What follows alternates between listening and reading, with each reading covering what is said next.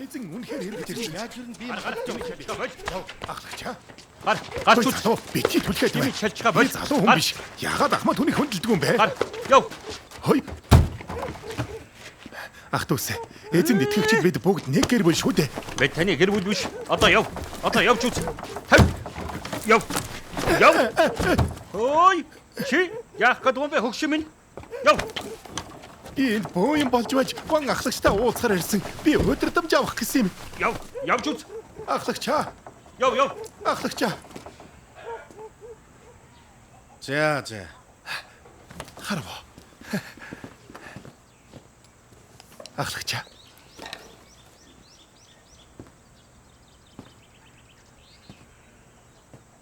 Би танд нэг магтан дуу дуулж өгье. Анхааралтай сонсоорой. За. 以后我们这活着还存留的人，必和他们一同被提到云里，在空中与主相遇，在空中与主相遇。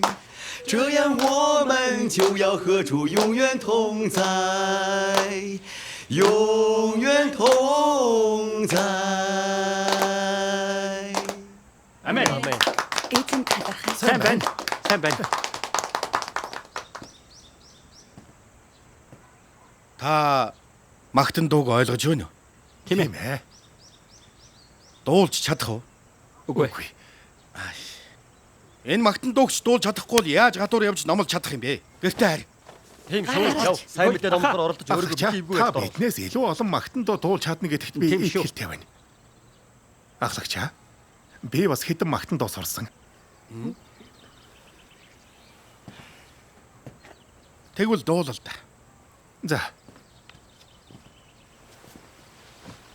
耶稣的再来，对于能接受真理的人，是一个极大的拯救；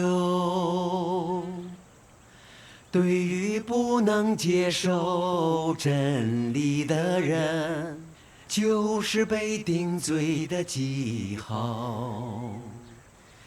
你们当选择自己的路。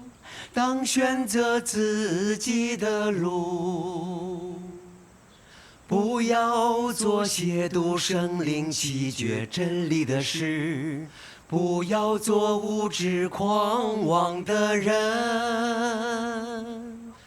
当作顺服圣灵引导，渴慕寻求真理的人。 这样对你们才有益处，对你们才有益处。 Амен. Энэ магтандоо нэгэн шилэн.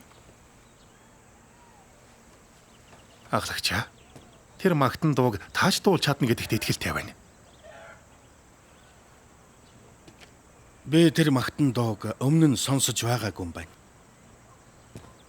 Библийн аль хэсэгт байдаг үлээ? Энэ магтан дуу сайхан сонсогдож байна уу л гэж асуух гэсэн. Тийм байна. Одоо та хаанаас гарсныг мэдмээр байна уу? Хай. Чи өөр юу ч хэлэх шаардлагагүй. Зүгээр л эзэн яагаад бие махбодтой болж эргэн эрхийг тодорхой хэлээд. Тэгвэл би итгэе. За. Ахлагчаа. Бурхан Израиль ажиллаж эхэлсэн цагаас эзэн Есүсийн цовдлол хүртэл өнөөдрийг хүртэл 6000 жил өнгөрсөн, тийм ээ? Тийм ээ, тэгсэн. Яагаад тэрийг дурдж байгаа? 6000 жилийн турш Бурхны сүнс хүн төрлөختний дунд ажиллаж ирсэн ч хүний нүгэл туг чанар шийдвэрлэгдсэн үү? Та одоо ч нүгэл үлддэг гэдгээ хүлээн зөвшөөрч байна уу? Дэми мэрха болж өөр юмны талаар битгий яар.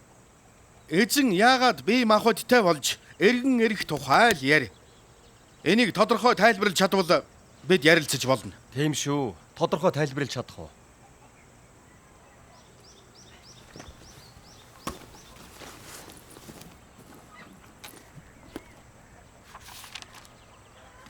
Ахлагч аа. Энд 2 хэсэг байна. Та энийг унших уу?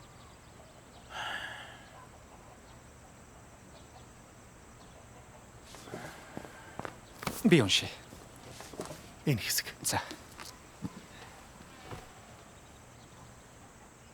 Бурхан хүнийг аврахдаа сүнсний арга барил, сүнсний ялгам чанарыг шууд ашиглан хийдгүй. Чанга унш. Учир нь хүн түүний сүнсэнд хүрч чадахгүй, харж чадахгүй, мөн ойртч чадахгүй. Би сонсохгүй байна.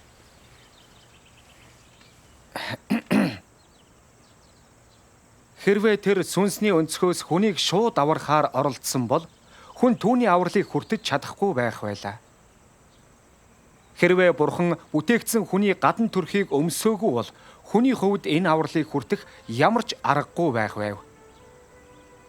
Учир нь хэнч Йеховагийн үүлэнд дөхөн очиж чадахгүй адилаар хүн түүнд ойртох ямар ч аргагүй байдаг. Зөвхөн бүтээгдсэн хүн болсноор өөрөөр хэлбэл өөрийн болох гэж буй мах бодод үгээ оруулснаар л тэр өөрийн дагдаг бүх хүнд үгийг биечлэн оруулж чадна.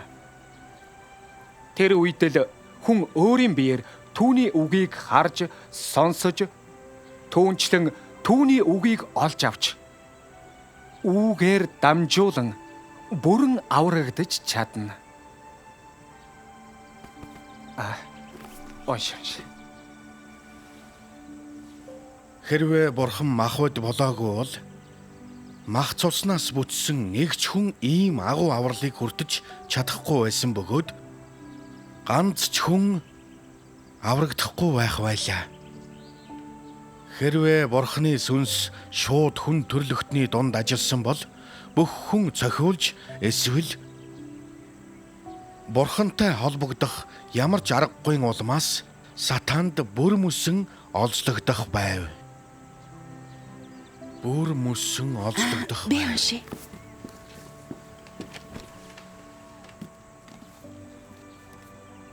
Завхарсан хүний хувьд үнэн зөв үгс эрэлхийлэх тодорхой зорилго болон харж хурж болох ажил хамгийн үн цэнтэй юм. Бодтой ажил, цагаа олсон удирдамжил хүний дур сонирхолд таарч тохирдог бөгөөд бодит ажиллал хүнийг завхарсан, доройтсон зан чанараас нь аварч чадна. Үүнийг бие махбодтой болсон бурхан л биелүүлж чадна. Бие махбодтой болсон бурхан л хүнийг хуучны завхарсан, доройтсон зан чанараас нь аварч чадна.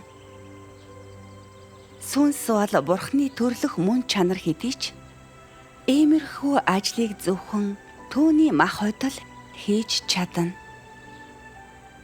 Хэрвээ сүнс дангаараа ажилласан бол түүний ажил үр дүнтэй байх боломжгүй байсан. Энэ бол илэрхий үнэн юм. Үг нь махбодоор илэрсэн. Нэгдүгээр бод. Ахлагч аа. Та энэ үгийг ойлгож байна уу? Энэ үг хангалттай тодорхой биш байна уу?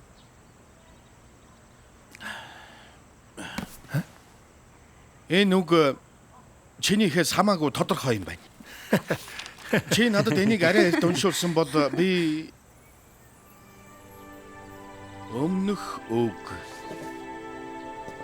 эдгээр олон хүн бурханд итгэдэгч бурханд итгэх итгэл гэж юу болохыг